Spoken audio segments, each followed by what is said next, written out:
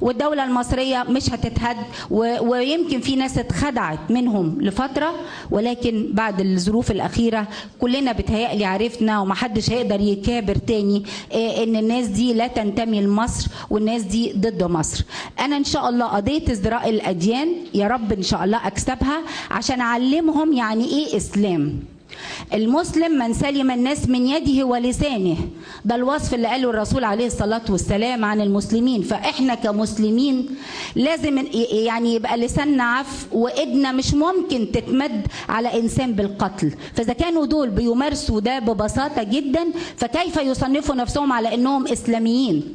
ولذلك هم مش مسلمين، هم متأسلمين يدعون الإسلام والإسلام منهم بريء. أنا بشكركم جدا، وادعوا لي إن ربنا ينصرني في القضية الأخيرة ازدراء الأديان إن شاء الله، عشان نعلمهم درس ما ينسوهوش بإذن الله. شكرا.